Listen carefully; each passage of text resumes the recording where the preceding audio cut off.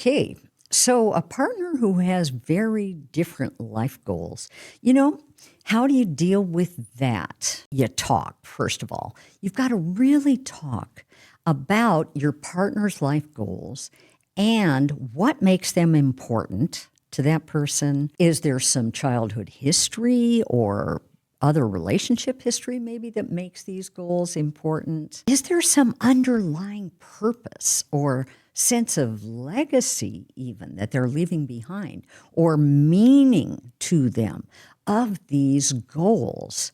The first thing you have to do when your partner has goals that seem completely foreign to you is do your best to understand them by asking questions like the ones I just mentioned, and then really listening to the answer, not bringing up your own point of view, but just listening and trying to understand your partner much better, really helping your partner to open up about why those goals are so meaningful for them. Now, there are certain goals that can be pretty difficult and divisive.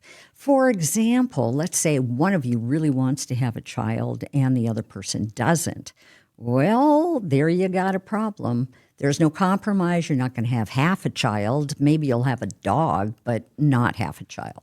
So that's not going to work. What do? Well, you see if either person has any room to budge, any room to maybe say, maybe, I'll think about it. Okay, then you talk and talk and talk some more. But if both of you were determined to, let's say, not have a child and yes, have a child, then you may need to separate so that each of you can have the lifestyle and the family life that you prefer. But at least you'll know what made you need to separate. And it's not anything about your love for one another. It's that those goals are impossible to meet within your relationship. Another one, let me just tell you this quick story. There was a couple that I saw for a while, and the woman lived in France. She had a child who really suffered from some dyslexia, from some autism, some really, difficult things that made that child's life very hard. And the mom was a single mom, and she had developed an incredible support system for this child in France. Okay, who does she fall in love with? A person who works in Kenya and is totally devoted to the population he's serving in Kenya, and he doesn't want to leave Kenya. That's his home. That's where his family is. That's where his career is.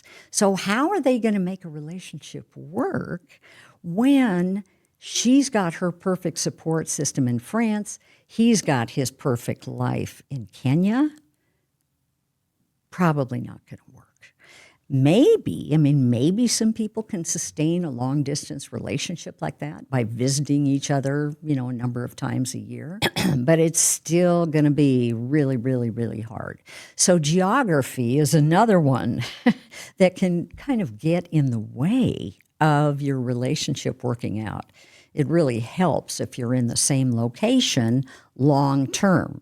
Maybe not short-term, but at least long-term. So look at those goals that are so different than your own.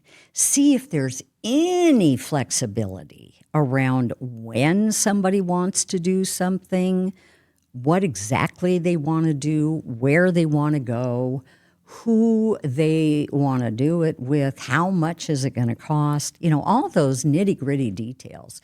And sometimes you can find a way to build compromises around your partner having that very special goal, and you also not being depleted by that partner's goal.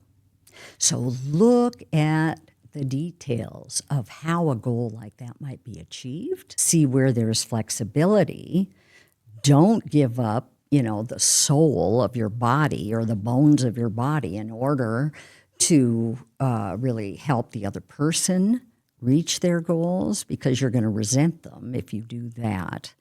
But instead, hold on to your own values, your own goals, but look at what's flexible. And you both need to do that in order to find a way to honor each other's goals.